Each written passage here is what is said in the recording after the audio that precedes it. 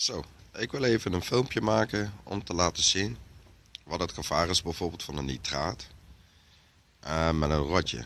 Ik heb hiervoor 2 sinaasappels, dat doen we vergelijken alsof het je hand is. En om te laten zien wat er kan gebeuren als men het foutief verkeerd afsteekt. Mee gaat klooien, groot doen, stoer doen. En wat er gevaar kan zijn als zo'n ding toch in je hand gaat ontploffen.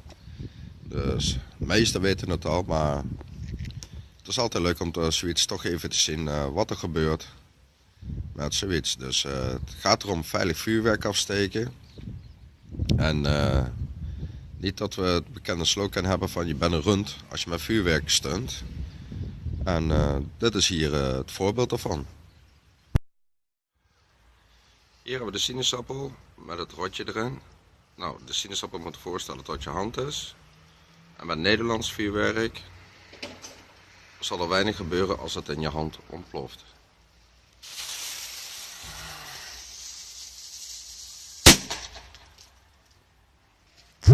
Zoals men ziet, er is niks gebeurd, de sinaasappel is heel, oftewel, het enige wat er zal gebeuren,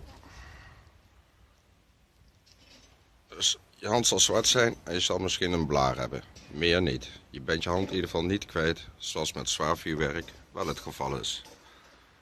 Dus denk eraan, het zwaar vuurwerk is geen speelgoed.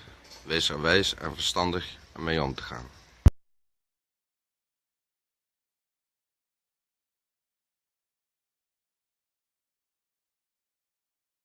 Het volgende stukje wordt dan de nitraat in de sinaasappel om te laten zien wat er met je hand gebeurt als dat ding in je hand ontploft als men niet normaal met het vuurwerk omgaat.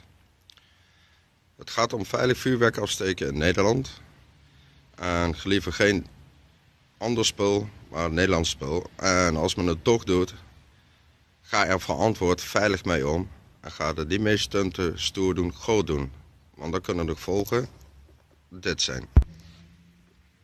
Zo, de nitraat zit in de sinaasappel. We ontsteken de nitraat. Dit gebeurt er met een sinaasappel die ontploft.